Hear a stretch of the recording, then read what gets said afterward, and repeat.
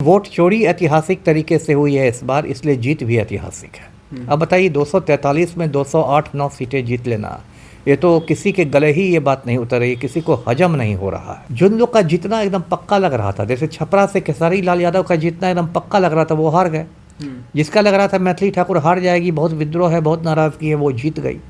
तो ये तो देखिए बिल्कुल बेईमानी हुई है, ये धांधली नहीं हुई है, धांधला हुआ है। जो भी नतीजा आया है सीधे शब्दों में ये मेरे गले नहीं उतर रहा है, किसी के गले नहीं उतर रहा है। यदि 19-20 से एनडीए जीतता तो चलो मान लेते, लेकिन इस तरह से एक तरफा रिजल्ट तो बिल्कुल गड़बड़ हुआ। मतलब आप मानते हैं सर कि जो बिहार में एसआईआर हुआ है वो नहीं होना चाहिए था? नहीं होना चाहिए, तो मैं अभी भी करता हूँ। तो अब और फिर यही कहानी बंगाल में दोहराई जाएगी, जैसे अभी बिहार का रिजल्ट निकला ना, बंगाल में बवाल शुरू हो गया। मैं तो कहूँगा महागठबंधन से कि भाई 31 सीट जो विधायक बने हैं वो शपथ ग्रहण ले ही नहीं, वोट चोरी के खिलाफ इस विधानसभा का ही बहिष्कार करें और पूरा संघर्ष जो करें वो सड़कों पर संघर्ष करें, वोट चोरी के भी खिलाफ और जनता से जुड़े मुद्दों पर भी। बिहार के इतिहास में ऐसा पहली बार हुआ है कि बम्पर जो है वोटिंग हुई है, लेकिन उससे भी ज़्यादा चौंकाने वाली बात यह है कि पक्ष हो या विपक्ष हो, उसको भी यह अंदाज़ा नहीं था कि एनडीए को जो है इतनी भारी बहुमत आ सकती है। इसी मुद्दे पर हमारे साथ बातचीत करने के लिए पूर्व आईपीएस अमिताभ दास है। कैसे देखते हैं सर, जिस तरह से कहा जा रहा है कि इतना उम्मीद जो है पक्ष को भी नहीं था कि एनडीए जो है इतना बहुमत ला सकता है, 200+ सीटें। देखिए जो एनडीए की ऐतिहासिक जीत है, इसकी वजह ऐतिहासिक वोट चोरी है। चूँकि वोट चोरी ऐतिहासिक तरीके से हुई है इस बार, इसलिए जीत भी ऐतिहासिक है। अब बताइए 243 में 208-9 सीटें जीत लेना, ये तो किसी के गले ही ये बात नहीं उतर रही, किसी को हजम नहीं हो रहा है। और देखिए मैं दर्शकों को बताऊं कि बिहार में वोट चोरी की ज़मीन जून महीने में ही तैयार कर ली गई थी, जब चुनाव आयोग ने एसआईआर की घोषणा की थी। एसआईआर का मतलब होता है स्पेशल इंटेंसिव रिवीजन, हिंदी में उसको कहते हैं विशेष गहन पुनरीक्षण। और चुनाव आयोग ने कहा था कि नए सिरे से मतदाता सूची का प्रकाशन किया जाएगा। तो उस समय बहुत लोगों को आशंका थी कि चुनाव आयोग एसआईआर की ओट में वोटरों के नाम काटेगा, और इसलिए सुप्रीम कोर्ट में 11 याचिकाएं दायर की गई एसआईआर के खिलाफ। और बड़े बड़े लोगों ने याचिका दायर की, जैसे जो योगेंद्र यादव हैं, बहुत बड़े चुनाव शास्त्री हैं, उन्होंने दायर की। और मुझे इस बात का दुख है कि सुप्रीम कोर्ट ने बिहार चुनाव के पहले कोई स्पष्ट फैसला नहीं सुनाया, जबकि कायदे से सुप्रीम कोर्ट को, जो हिंदुस्तान की सबसे ऊंची अदालत है, उसको बिहार चुनाव के पहले ही कोई स्पष्ट फैसला दे देना चाहिए था। सुप्रीम कोर्ट में अभी भी सुनवाई चल रही है, जब कोई मतलब नहीं रह गया है। सुप्रीम कोर्ट ने बस एक छोटी सी राहत ये दी कि चुनाव आयोग से कहा कि आधार कार्ड को भी, है ना, जन्म प्रमाण पत्र के रूप में मंजूर किया जाए, क्योंकि उसके पहले चुनाव आयोग ने जो 11 दस्तावेज़ों को मान्यता दी थी उसमें आधार कार्ड शामिल नहीं था। तो बस इतना सा किया सुप्रीम कोर्ट। उसके बाद एसआईआर के बाद चुनाव आयोग ने जो नई मतदाता सूची का प्रकाशन किया, उसमें 65 लाख मतदाताओं के नाम काट दिए गए। अब देखिए बताया जा रहा है कि सर तो वोटिंग एसआईआर की वजह से ही तो बढ़ गई है, अभी बताया जा रहा है। नहीं, उस पर मैं बाद में आऊँगा, उसकी बहुत सारी वजह हैं। 65 लाख लोगों के नाम काट दिए गए, और ये कितनी बड़ी संख्या है मैं बताता हूँ। अभी कल का जो रिज़ल्ट बिहार में आया है, भोजपुर के संदेश सीट पर 27 वोटों के अंतर से चुनाव परिणाम आया है। मतलब जीतने वाले प्रत्याशी को हारने वाले से सिर्फ 27 वोट ज़्यादा है। तो उस स्थिति में यदि आप 65 लाख वोटों को काट देते हैं तो ये कितना बड़ा भूकंप ले आएगा नतीजों में, आप खुद बताइए। तो ये सब हुआ। और ज्ञानेश कुमार की तो मैं क्या कहूँ, एकदम विश्वसनीयता बहुत संदिग्ध है। आप सोशल मीडिया पर जाइएगा तो चुनाव आयोग का नाम लोगों ने चूना आयोग रख दिया है कि ये मतदाताओं को चूना लगाने वाला आयोग है। देखिए सुप्रीम कोर्ट ने कहा था कि जो चुनाव आयुक्त की नियुक्ति वाला जो कॉलेजियम होता है, उसमें 3 लोगों को रखा जाए, प्रधानमंत्री, विपक्ष का नेता और सुप्रीम कोर्ट का एक जस्टिस। लेकिन मोदी जी ने क्या कर दिया कि उसमें सुप्रीम कोर्ट के जस्टिस को हटा दिया और कर दिया कि प्रधानमंत्री, विपक्ष का नेता और कैबिनेट का एक मंत्री। तो कैबिनेट का जो मंत्री रहेगा तो प्रधानमंत्री की ही बोली बोलेगा ना। इसका मतलब वहाँ कॉलेजियम में 2/3 बहुमत कर दिया गया कि जो प्रधानमंत्री चाहेगा वही बनेगा। तो ज्ञानेश कुमार की एंट्री हो गई, मोदी के चमचे की एंट्री। और देखिए अभी वोट चोरी बिल्कुल इस देश में एक पैटर्न बन गया है। अभी देखिए हरियाणा की वोट चोरी का राहुल गांधी ने उजागर किया 8-10 दिन पहले। तो उसमें पता चला कि ब्राज़ील की एक मॉडल, पता ये ब्राज़ील दक्षिण अमेरिका का देश है, 7 समंदर पार का देश है।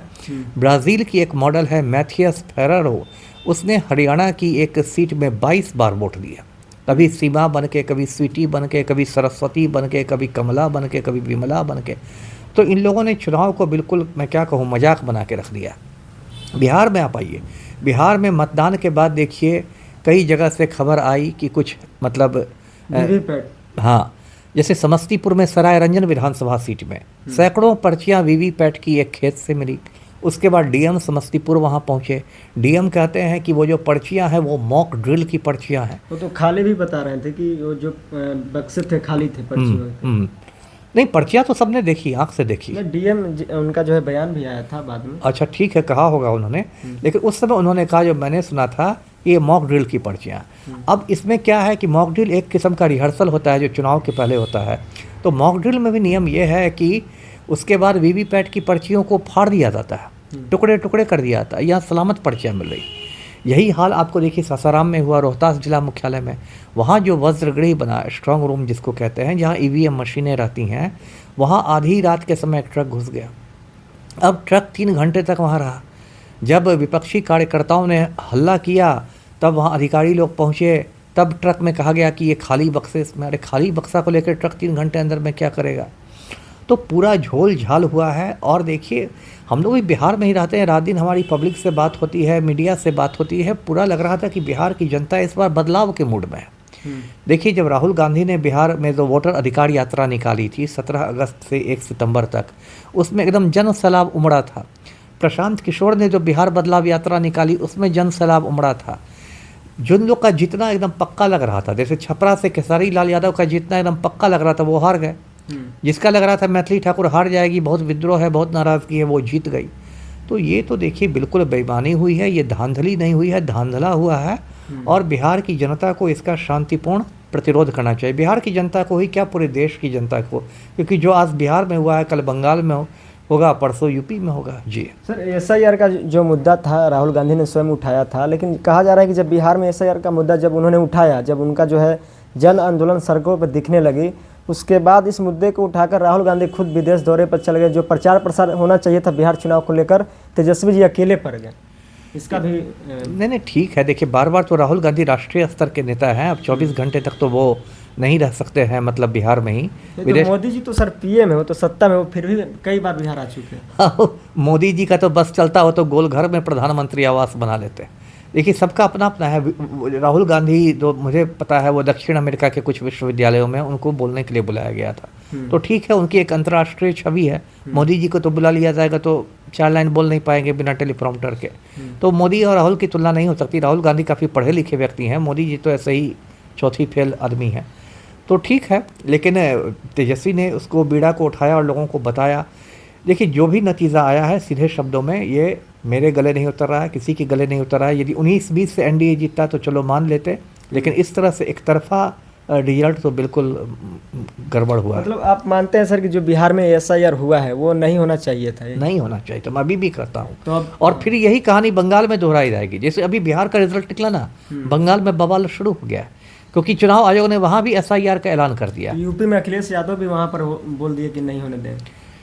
ये तो देखिए बिल्कुल चुनाव आयोग जो है ना, वो भाजपा की एकदम एक एजेंसी के रूप में काम कर रहा है। इसने बिल्कुल निष्पक्षता का त्याग कर दिया है। ज्ञानेश कुमार भाजपा के एकदम की तरह काम कर रहा है। जगह जगह ये लोग सीसीटीवी फुटेज नष्ट कर देते हैं, है ना। जब इनसे सीसीटीवी फुटेज मांगा जाता है तो ज्ञानेश कुमार कहते हैं कि क्या हमारी माताओं बहनों का सीसीटीवी दिखाना उचित होगा? अरे माताओं बहनों के बाथरूम का सीसीटीवी थोड़े मांगा जा रहा है, वोट डालते समय का सीसीटीवी मांगा जा रहा है। वो आप ही सीसीटीवी लगाते हैं तो उस फुटेज में आपको क्या दिक्कत है? तो ये सब जो भी हो रहा है इस देश में, लोकतंत्र का गला घोंटा जा रहा है, ये बहुत चिंता की बात है। जी लेकिन सर कहा जा रहा है कि जिस तरह जो है महागठबंधन सीटों को लेकर अंत समय तक भी जो है साझेदारी नहीं कर पाई थी, वो अभी एक बड़ा रीजन हो सकता है। देखिए ठीक है, ये सब एक वजह हो सकती है, छोटी मोटी वजह हो सकती है। तो ये समस्या तो बस महागठबंधन की तो नहीं थी, एनडीए में भी सब कुछ ठीक ठाक नहीं था। आखिर तक देखिए एनडीए ने पलटू राम को अपना मुख्यमंत्री का चेहरा नहीं घोषित किया था, आपको याद होगा। इतना ही नहीं, 2 नवंबर को जब मोदी ने पटना में रोड शो निकाला तो पलटू राम ने उसका बहिष्कार किया था। पलटू राम मोदी के रोड शो में नहीं देखे गए थे पटना में। तो ये दिक्कतें बस महागठबंधन में ही थी, सब कुछ तो एनडीए में भी ठीक ठाक नहीं था। उसमें भी चिराग पासवान गाल फुलाए हुए थे सीटों के बंटवारे को लेकर, सब कुछ तो उधर भी ठीक ठाक नहीं था।